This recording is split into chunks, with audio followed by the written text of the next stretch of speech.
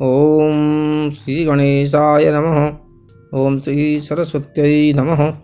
ओम श्री सद्गुरुदेवाय नमः। आदरणीय भक्तजनों, सादर नमस्कार। आप लोग देख रहे हैं मोक्ष चैनल। इस मोक्ष चैनल में हम आप लोगों को आज गरुड़ महापुराण के आचार कांड में जो नीति सार हम आपको श्रवण करवा रहे हैं, बृहस्पति जी द्वारा बताई हुई नीतियाँ, वो हम आपको इस गरुड़ महापुराण के आचार कांड के 112वें अध्याय में राजा द्वारा सेवकों के लिए अपनाई जाने वाली योग्य भृत्य नीति, योग्य नीति क्या है अपने सेवकों के लिए, उसका निरूपण इस अध्याय में आपको हम श्रवण करवाएंगे। बोले आनंद कंद भगवान की जय। नारायणं नमस्कृत्य नरं चैव नरोत्तमं देवीं सरस्वतीं व्यासं ततो जयमुदीरयेत्। श्री सूत जी बताते हैं आगे इसी क्रम में, उत्तम, मध्यम और अधम। उत्तम जो है वो सबसे श्रेष्ठ, मध्यम जो है बीच का, और अधम जो है सबसे निम्न श्रेणी का। इनमें इस भेद से भृत्यों के 3 प्रकार जानना चाहिए। राजा को इस प्रकार से तीनों की परीक्षा करनी चाहिए, अतः उनकी योग्यता के अनुसार ही उन्हें विभिन्न कार्यों में लगाना चाहिए। कौन किस काम के करने के योग्य है उसे देख करके उसको इन कार्यों में, उसी कार्य में लगाना चाहिए। सर्वप्रथम भृत्यों की परीक्षा विधि को कहा जा रहा है। किस प्रकार से उनकी परीक्षा होनी चाहिए वो इसमें बताया जा रहा है। साथ ही जिस जिस वृत्ति का जो गुण है उसका भी वर्णन किया जा रहा है। जिस प्रकार से स्वर्ण की परीक्षा कैसे की जाती है, घर्षण, छेदन, तापन और ताड़न, घिसने से, उसको काटने से, उसको तपाने से और उसको पीटने से, इन 4 प्रकार से, इन 4 विधियों से हम स्वर्ण की परीक्षा करते हैं कि असली है या नकली है, शुद्ध सोना है या इसमें कुछ खोट है, उसका हम इस प्रकार से उसकी परीक्षा करते हैं। इसी प्रकार से राजा को वृत्तशील, कुल तथा कर्म, इन 4 प्रकार के भृत्यों की परीक्षा करनी चाहिए। कुल, शील तथा सद्गुण से संपन्न, सत्य, धर्मपरायण, रूपवान तथा प्रसन्न चित्त मनुष्य को कोषाध्यक्ष के पद पर नियुक्त करना चाहिए। कोषाध्यक्ष को कैसा होना चाहिए? कुल, शील तथा सद्गुण से संपन्न, जिसका कुल अच्छा हो और जो सुशील हो, और सद्गुण जिसके अंदर हो वह सद्गुण से संपन्न हो। सत्य, सच बोलने वाला, धर्मपरायण, अपने धर्म पर चलने वाला, रूपवान तथा प्रसन्न चित्त, जिसका मन हमेशा प्रसन्न रहता हो, ऐसे मनुष्य को क्या करना चाहिए? उसको कोषाध्यक्ष के पद पर नियुक्त करना चाहिए, उसको वित्त मंत्री बनाना चाहिए। और द्रव्यों के मूल्य और रूप की परीक्षा करने में कुशल व्यक्ति को रत्न परीक्षक के पद पर नियुक्त करना चाहिए। जो द्रव्यों के मूल्य को जानता है, उनके रूप को जानता है, उनकी परीक्षा में कुशल है, ऐसे व्यक्ति को रत्न परीक्षक के पद पर नियुक्त करना चाहिए। रत्नों की जिसको पहचान हो उसको रत्न परीक्षक के रूप पद पर नियुक्त करना चाहिए। जो सैन्य शक्ति के बलाबल का परिज्ञान प्राप्त करने में निपुण हो, जिसको सेना के सैनिकों के बल के बारे में पता हो, उसको सब चीज़ का, नीति सेना के बारे में सब कुछ मालूम हो, उसको सेनाध्यक्ष बनाना चाहिए। जो व्यक्ति संकेत मात्र से स्वामी के अभिप्राय को समझने में समर्थ है, बलवान और सुंदर शरीर वाला है, प्रमादहीन है, जिसके अंदर कोई आलस्य वगैरह नहीं है, और जो जितेंद्रिय है, जिसने अपनी इंद्रियों पर विजय प्राप्त कर रखी है, उसको प्रतिहार के पद पर नियुक्त करने के लिए कहा गया है। जो मेधावी वाक्पटु, तो मेधावी है, अच्छा पढ़ा लिखा, वाक्पटु बोलने में जो चतुर है, विद्वान है, सत्यवादी, सत्य बोलने वाला है, जितेंद्रिय है, इंद्रियों पर विजय प्राप्त किया हुआ और सभी शास्त्रों की सम्यक आलोचना करने वाला हो, वही सज्जन व्यक्ति लेखक के पद पर अधिकारी है। जो बुद्धिमान, विवेकशील, दूसरे के चित्त का परिज्ञाता, शूर तथा यथोक्तवादी है, यथोक्तवादी जैसा है उसको ही बोलने वाला है, अपने आप से बनावटी कुछ नहीं बोलने वाला, उसे दूत के पद पर नियुक्त करना चाहिए। जो मनुष्य समस्त स्मृति स्मृतियों और शास्त्रों का पंडित है, जितेंद्रिय शौर्य एवं पराक्रम आदि गुणों से संपन्न है, उसे धर्माध्यक्ष के पद पर नियुक्त करना चाहिए। जिसके पितृ पितामह आदि की परंपरा में रसोइये का ही काम होता आ रहा हो और जो विशेष रूप से पाक शास्त्र का जानने वाला, सत्यवादी, पवित्र एवं दक्ष हो, दक्ष माने निपुण हो अपने कार्य में, ऐसा पुरुष रसोइये के लिए उचित होता है। जो आयुर्वेद शास्त्र का सम्यक ज्ञान रखने वाला, आयुर्वेद शास्त्र का जिसको ज्ञान हो, सौम्य रूप से संपन्न, सभी के लिए देखने में प्रिय लगने वाला हो, आयुशील और गुणों से संपन्न हो, वह वैद्य के पद पर अधिकारी होता है। जिसको वैद्य के बारे में, आयुर्वेद के बारे में पता होगा, वही वैद्य का काम कर सकेगा।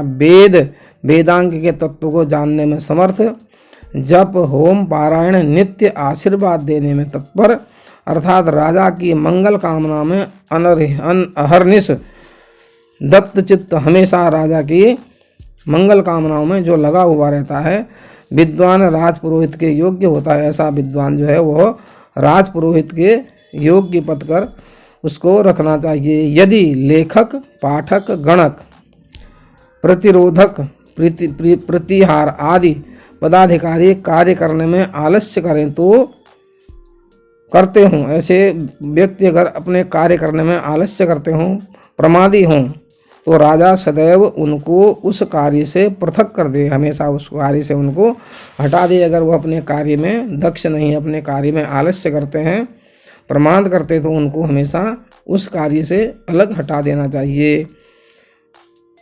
जो दो प्रकार की बात करता है, उद्वेग कर, जो दो प्रकार की बात करता है, हाँ भी और ना भी, उल्टा सीधा, तो इस प्रकार के वाणी बोलता है। क्रूर कर्म है, गलत काम करता है। क्रूर कर्म मतलब क्रूरता वाले काम, तथा अत्यंत दारुण है। ऐसे दुष्ट व्यक्ति का और सर्प का मुख ये मात्र दूसरे के अपकार के लिए ही होते हैं। विद्या से सुशोभित होने पर भी दुर्जन व्यक्ति का परित्याग कर देना चाहिए। ऐसा दुर्जन व्यक्ति अगर विद्या से परिपूर्ण हो तो भी उसको छोड़ देना चाहिए, उसका परित्याग कर देना चाहिए। दुर्जनः परिहर्तव्यो विद्यालंकृतो विवासन मणिना भूषितः सर्पो किमसो न भयंकरः। कैसे, किस प्रकार से बताया है? विद्या से सुशोभित होने पर भी दुर्जन व्यक्ति का परित्याग कर देना चाहिए, चाहे उसे कितनी भी विद्याएं आती हों, तो ऐसे दुर्जन व्यक्ति का परित्याग कर देना चाहिए। कैसे? मणियों से अलंकृत सर्प क्या भयंकर नहीं होता है? कहा गया है कि ऐसा जिस प्रकार से मणियों से अलंकृत सांप भयंकर विष से ग्रसित होता है, उसमें भयंकर विष होता है, उसी प्रकार से विद्या से सुशोभित होने पर भी दुर्जन व्यक्ति उस सर्प के समान ही होता है, उसका हमेशा परित्याग कर देना चाहिए। अकारण क्रोध करने वाले दुष्ट से किसी व्यक्ति को भय नहीं रहता है, अर्थात ऐसे दुष्ट से सभी भयभीत रहते हैं। अकारण जो क्रोध करने वाला दुष्ट है उससे किसको भय नहीं रहता है? सबको भय रहता है, अर्थात ऐसे दुष्ट से सभी भयभीत रहते हैं। क्योंकि महाभयंकर नागराज का विष तथा दुष्ट का कुत्सित वचन दूसरे के लिए असहनीय होता है। दुष्ट के वचन और महाभयंकर नागराज का विष ये हमेशा असहनीय होते हैं। राजा को अपने समान धन वैभव से संपन्न पौरुष और ज्ञान में समकक्ष एवं अपने रहस्य को जानने वाले और उद्योगशील भृत्य को पूर्ण रूप से निष्प्रभावी बना देना चाहिए, अन्यथा राजा निश्चित ही अपने राज्य से भ्रष्ट हो जाता है। राजा को अपने समान धन वैभव से संपन्न पौरुष और ज्ञान में समकक्ष एवं अपने रहस्य को जानने वाले उस उद्योगशील भृत्य को पूर्ण रूप से निष्प्रभावी बना देना चाहिए। अगर ऐसा कोई राजा के बराबर में हो जाएगा तो वही उस राजा का दुश्मन बन जाएगा, इसलिए उसको हमेशा राजा को निष्प्रभावी, उसका प्रभाव खत्म कर देना चाहिए, अन्यथा राजा निश्चित ही अपने राज्य से भ्रष्ट हो जाएगा, अपने राज्य से भ्रष्ट हो जाएगा, स्वराज्य छिन जाएगा, क्योंकि ऐसा भृत्य राजा का अपहारक ही होता है और राजा का अपहरण कर देगा, राजा को बिल्कुल हरा देगा, उसको अलग कर देगा वो।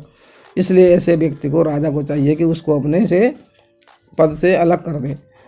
आरंभ में जो भृत्य शूरता दिखाए, मधुर और धीमे वाक्य बोले, जितेंद्रिय के रूप में स्वयं को प्रदर्शित करे और साथ ही पराक्रमशीलता भी प्रदर्शित करे, पर बाद में इसके विपरीत आचरण करे, ऐसे भृत्य हितैषी नहीं होते हैं। ऐसे जो भृत्य हैं ऐसे वो राजा के हितैषी नहीं हैं।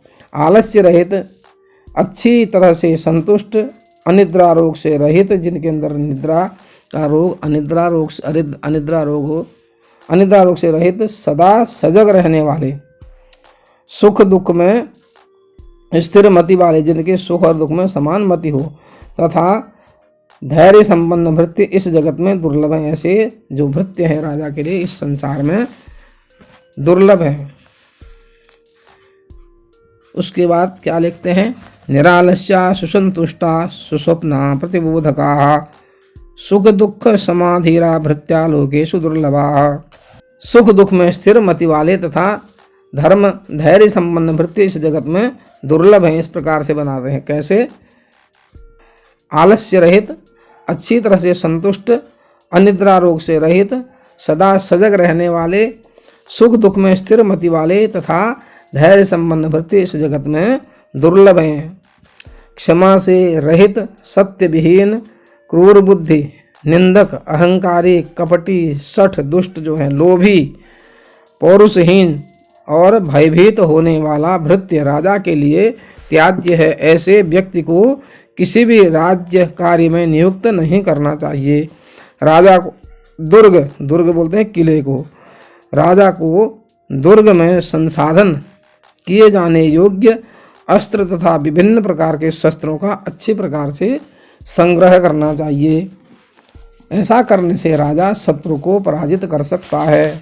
परिस्थिति के अनुसार संधि की अनिवार्यता होने पर राजा को शत्रु के साथ 6 मास अथवा 1 वर्ष पर्यंत ही संधि करनी चाहिए। उसके बाद अपनी संचित सामर्थ्य को देखते हुए शत्रु को पराजित करना चाहिए। जो राजा राज्य कार्य में पूर्ण व्यक्ति को नियोजित करता है, उस राजा को अपयश, धन विनाश तथा नरक भोग ये 3 प्राप्त होते हैं।